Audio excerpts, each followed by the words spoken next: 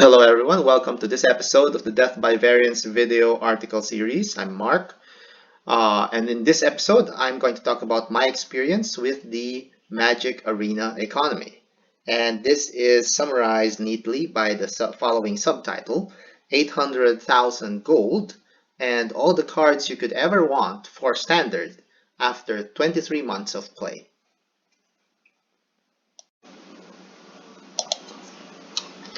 Okay, so this is the current status of my account in Magic Arena.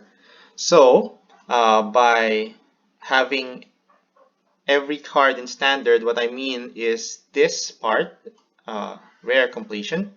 And as you can see here, I have all the rares in sets from Guilds of Ravnica up to Ikoria. So I had these completed. So these were completed by the time Eldraine was released, and so that time, so the same about the same month last year, I was already playing with all the cards in standard. All the cards were legal in standard except for Eldraine, which I was able to complete about a month or two after release. And then I proceeded to complete Theros Beyond Death and Ikoria. And for Core 21, I have 94% of the rares. The only ones I don't have are the Scryland reprints, but those were already available from one of these other sets. I forgot which. So I also already have access to those cards, just not the core 2021 versions. And currently, I am at 88% for Zendikar Rising. So in addition to that, as you could see here, accumulated 134 rare wildcards and 56 mythic rare wildcards. So if in combination with these two, this is what I'm saying by having access to every possible card every card you could possibly want to play with in standard, whether it's a tier 1 deck or just some brew that you want to test out. All right, and when I say 800,000 gold, so we can see here that my current gold reserve is 662,075 and gem reserve is 46,450. Now, if you multiply this by 5, that's the multiplier for converting gems into gold, it's going to total 894,000 325. But actually, uh, for this one, for the gems, 2,000 of these 2,000 gems I actually bought from the store way back. I'm going to get to that in the next slide. So I bought 20,000 gems from the store, so that costs $100. So it's really, let me change the color of this one. So it's really not accurate for me to say that I was able to accumulate 894,325 gems. Really, you have to subtract 20,000 gems from that. So you subtract 100,000 from this, and so you only have 794,325, and that's where I'm saying almost 800,000 gold.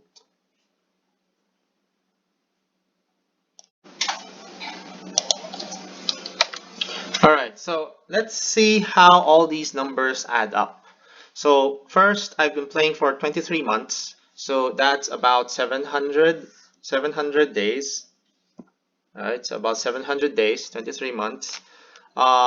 I bought the welcome bundle, which I think was $5. So I didn't include that into the gems I subtracted anymore. But if I did, then that would be what, 3,500 gems? I forgot.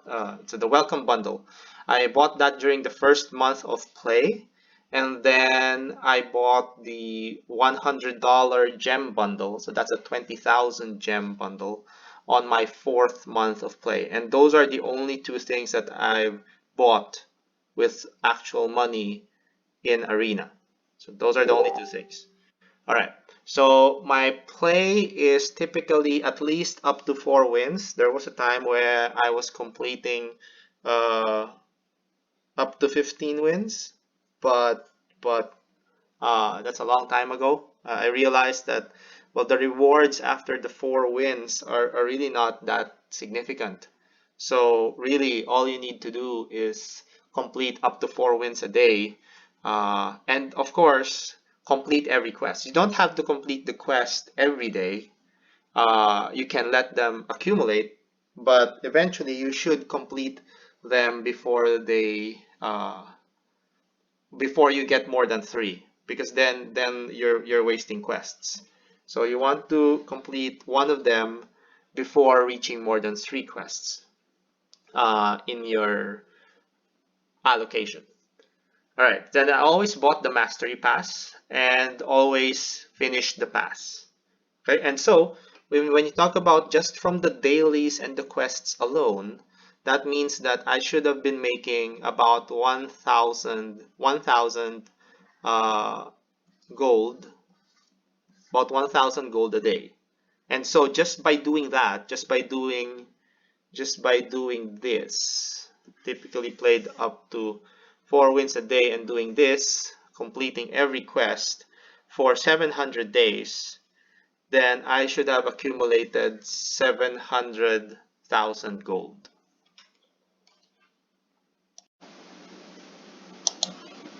All right, so just from the daily quests and the daily wins, I should have been able to accumulate 700,000 gold in 23 months of play.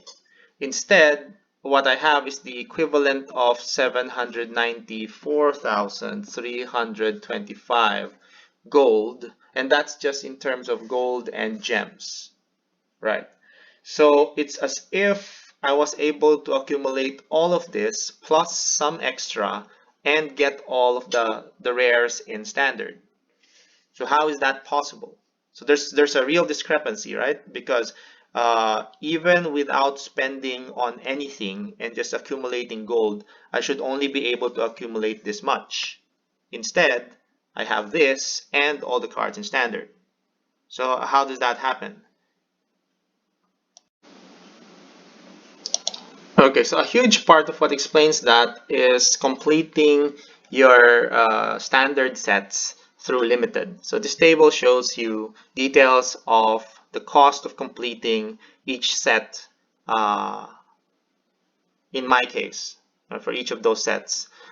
So I don't have data for, unfortunately, I wasn't able to start tracking for Guilds of Ravnica and Ravnica Allegiance. I don't think I did any drafts of Guilds of Ravnica. I did do drafts during Ravnica Allegiance, but I wasn't able to track them. But we can speculate a bit on how much the cost should be after I finish with the table. So for War of the Sparks, I did 38, a lot.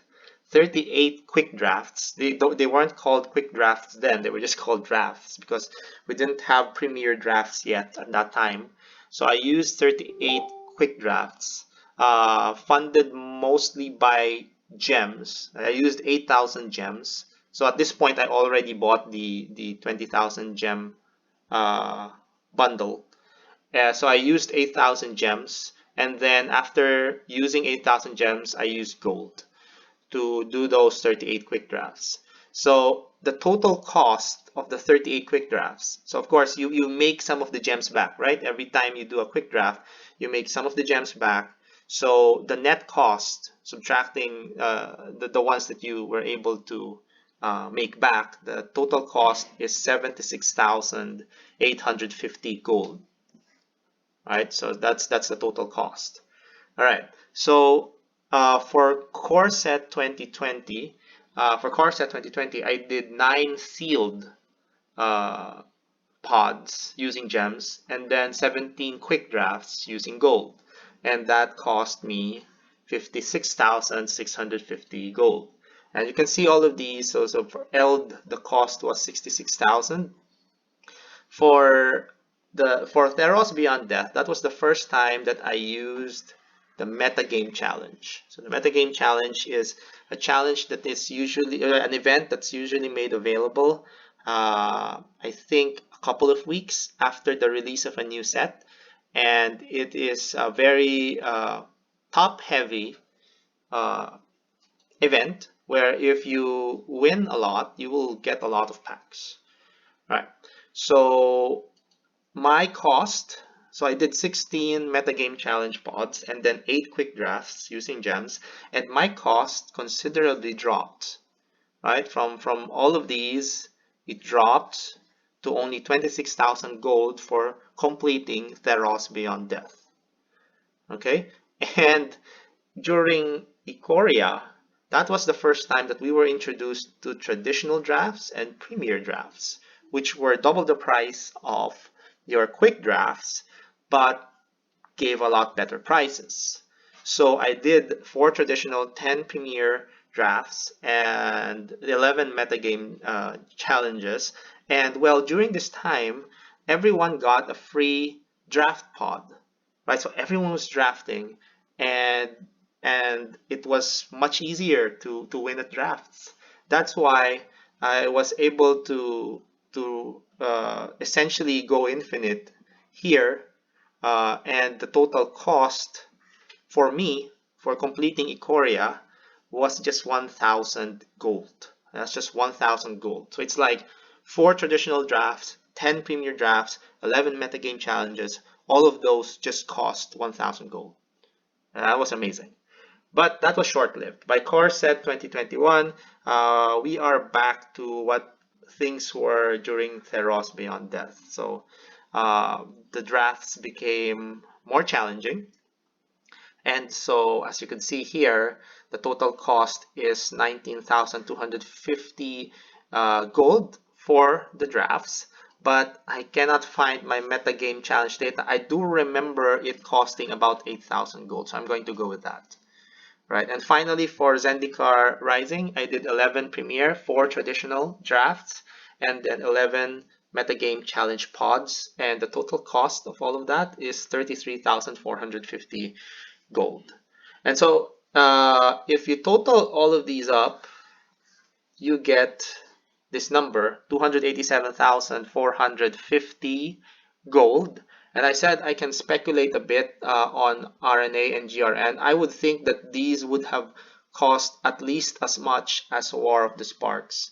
So I'm just going to say 80,000 to both of them. So I'm just going to say 80,000 to both of them. So you just add 160,000 there. And so if you add this up, you get 447,450 gold in total cost. Now remember that I'm supposed to have 700,000 gold if I was just collecting gold every day for 23 months. So if I have that, and then the total cost of this is this value, if I subtract, then I should have 252,550 gold. I should have 252,550 gold in my account and no gems, right? Or in my case, 20,000 gems because I bought a 20,000 gem pack. So I should just have this and 20,000 gems. Instead, we know that I have the equivalent of 794,000 gems. 794,000 gold plus the 20,000 gems that I bought. So again, we see a huge disparity between this and this. Okay? However, an important takeaway here is even if we cannot explain this disparity, even if we can't explain that disparity, this shows you that if you just keep collecting gold, and if your cost of drafting is similar to mine, you will have the same result. You will have the same result. You will be at this point having all the cards in standard for the past 2 years, and you will have an excess of 252,000 gold that you can then use for Kaldheim, and then you can roll it into the next set and roll it into the next set, and you will never need to you will never need more gold. That's just going to accumulate even more because you're going to get more gold from the daily wins. And if you just keep rolling it and rolling it, then you'll always have access to whatever card in standard you want. Okay, so but in my case, as you can see here, there is a huge disparity. So again, still, where does that disparity come from? So I made a list of where that surplus can come from. So we are trying to account for a surplus of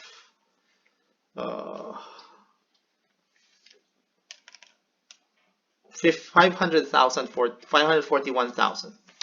We are trying to account for a surplus of 541,000 gold. So where does this, or where did that come from? Okay, so these are all the possible things where that can come from. So you have the daily deals, right? So every now and then Wizard throws us a bone. Could be free 500 gems, I mean 500 gold, or it could be free gems. Forget how much gems we get. I think it was free 500 gems, right? And uh, yeah, I forgot. All right, so sometimes we get discounted drafts. So I always buy those. I always buy the discounted draft pods because that adds up to the surplus. I always get the mastery pass. So the thing is, the mastery pass has always been worth more than what you pay for it. You pay 3,400 gems, right, for the mastery pass, and you always make that back if you complete the mastery pass. And the thing is, the sets that you've completed, you get packs for those sets, right? So those turn into 20 gems, and those add up. Those just add up from one mastery pass to the next mastery pass. Those small 20 gem sums add up and contribute to the surplus of 541,000 gold. And then similarly, that's also the packs after rare completion. So after you've completed your rares, you might still get packs of the current set. So I expect to complete Zendika Rising in the next few weeks. After I complete that, I will still be getting packs for Zendika Rising, and so those will turn into gems. And ICRs after rare completion, so those also turn into gems. If you have 4 of a rare and then you get an ICR that's supposed to be that rare, you get 20 gems. If you get a fifth copy of a mythic rare that you already have 4 of, then you get 40 gems. So again, those add up.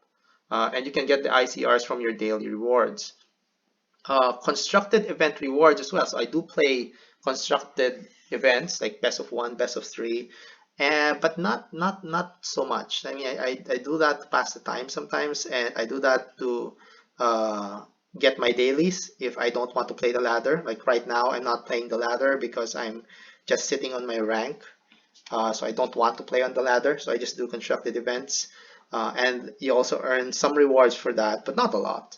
And then I guess the Mythic Qualifier weekend rewards. So every win in a match gets you 200 gems. And I got to day 2 last qualifier. So in day 2, every match you win gets you 1,000 gems. And I think I was able to accumulate 5 wins before I got eliminated. Yeah. All right. So all of these little things add up to make that surplus of 541,000 gold. Right? So you're not just getting that excess of 200 gold, you're also getting most of these as well if you're doing these.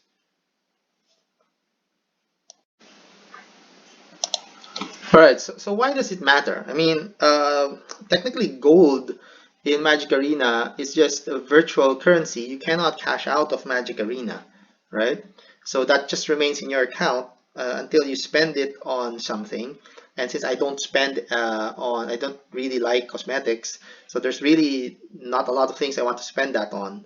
Uh, so why does it matter? So first is, well, it does matter because then if you do it this way, if you're able to use limited to complete sets, and you just accumulate more and more gold, it comes to a point where you can play whatever standard deck you want to play. So it doesn't matter if it's a tier 1 deck or a brew or whatever, you have the cards to make all of that possible. So you won't ever have to worry about not having enough wild cards to build the deck in standard again.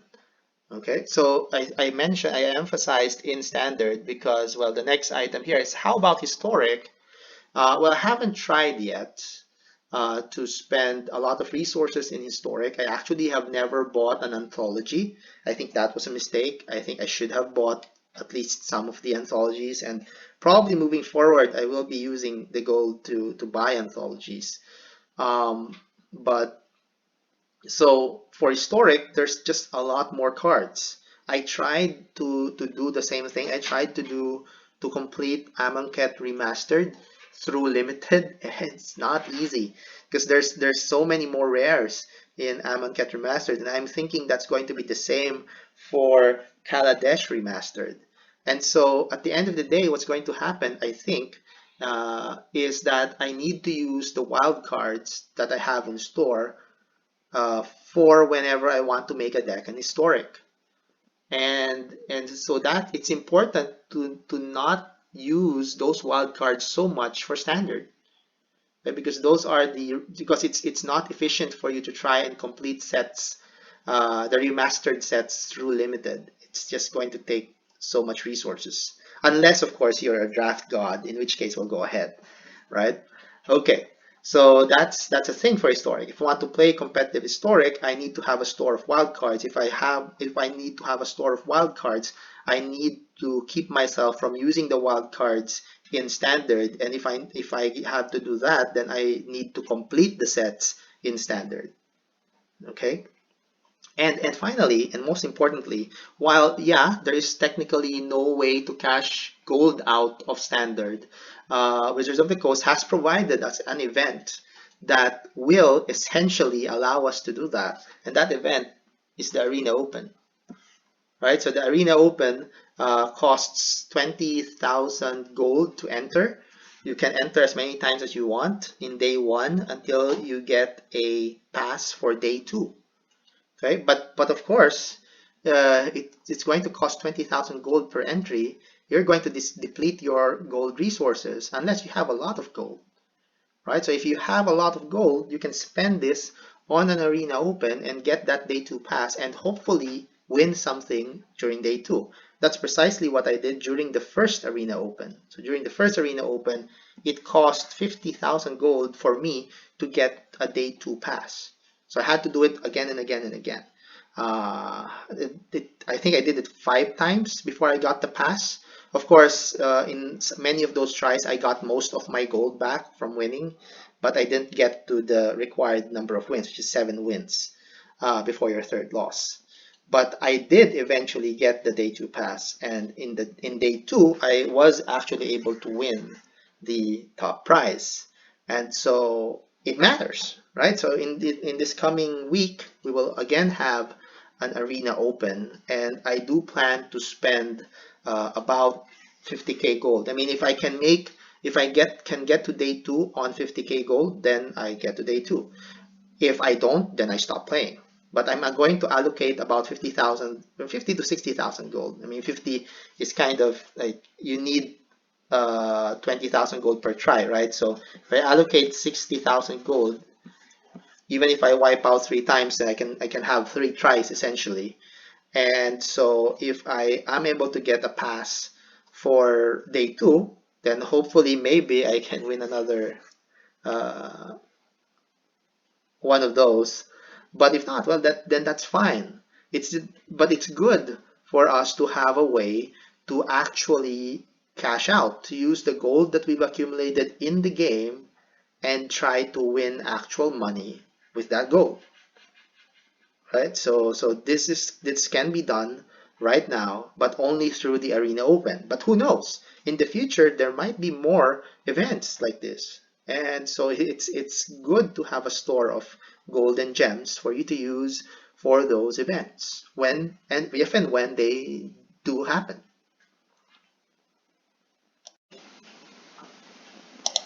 Okay, so finally, I have this list on what you need to do in order for you to be able to accumulate a lot of resources in the game, enough resources for you to, like I said, play all the cards in standard for the foreseeable future and be able to complete every set of standard as it comes and have a stash of gold for you to use in events like the Arena Open.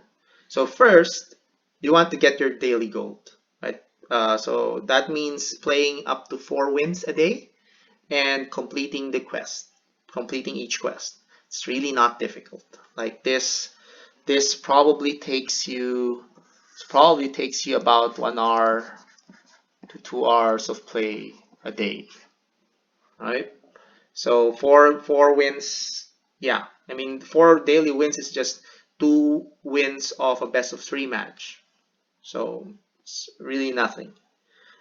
This is more important. The win rate is key. In order for you to actually be able to generate value from the metagame challenge, you need to have a win rate of at least 50% in the metagame challenge. So mine, just for comparison, mine is 65%. And for traditional and premier drafts, in order for it to be more worthwhile than just buying packs with gold, you need a 54% or greater win rate.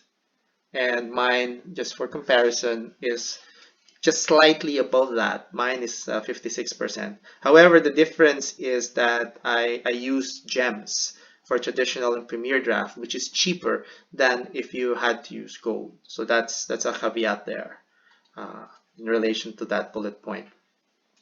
And then what I did, so if you're starting this now, do not draft sets that are going to rotate out. So in essence, that means that right now, you should only be drafting Zendikar Rising. You should only be drafting Zendikar Rising. And then when Kaldheim is released next year, then shift to drafting Kaldheim. And don't draft any of the sets that are going to rotate already. Because you want to conserve your resources only to those sets that will make it to the next season standard, since those other sets that will be rotating, they won't matter by that point. So that's what I did during my first year of play. I just drafted Guilds of Ravnica, Ravnica Allegiance. I didn't draft any Ixalan or any of those other sets. I also stuck to decks that were low on rotating cards. So I never had a vampire deck because all of those cards are from Ixalan. So I never made one. I stuck to mono blue, mono red. So the cheap decks, stick to those during your first year. Stick to cheap, good decks, right? So stick to those. And then you'll see that after you finish your first year of doing that, then you can play whatever you want. You can choose whatever deck you want. You have access to all of the cards. It doesn't matter now if you're going to play Jack, if you're going to play Tier 1. It's all up to you now. You can do whatever. Okay? But the first year that you're doing this, you do have to be a bit frugal. Okay, and of course the Mastery Pass is still awesome. Still awesome. You can still make all your gems back by using the Mastery Pass, and even if you don't get cards anymore from the extra packs, the gems, like we've shown, add up. They add up and they help build your resources. And then of course, once possible, so this may not be possible if you're trying to get enough cards for a deck. But once possible, do all your drafting for a set before opening your packs for that set. Even like the free packs that we all get when a set is released, I don't open those until after I've finished drafting. So you draft first because we know that there's duplicate. The reason for this is duplicate protection. Okay, so the duplicate protection works in the way that if you open a pack, a prize pack, or a pack that you bought from the store, and it contains a rare that you already have four of, automatically it's going to change into another rare that you don't have yet. I mean, not that you don't have it, you don't have four of yet. You don't have four of yet, right? So you want to maximize this duplicate protection by drafting everything you want to draft first, okay? And then after you've opened your packs, you shouldn't be drafting anymore. So after you've done all your drafts, you've had your fill of the draft for this set, then you open all your packs, and that will maximize your duplicate protection. Okay? Yeah. And that concludes this episode of the Death by Variance video article series. If you like the content, please subscribe. Also check out my Facebook page, Death by Variance, and my blog at Blogspot, which is also named Death by Variance. I'd also like to thank my sponsors, the Magic Creator Program and Mana Traders. If you want to check out Magic online, if you want to have a change of scenery from Magic Arena, and if you want to check out Magic Online, check out Mana Traders for all your Magic Online renting, buying, and selling needs. Mana Traders, be a better Magic player. Alright, so that's all for me today. May the Shuffler be with us all.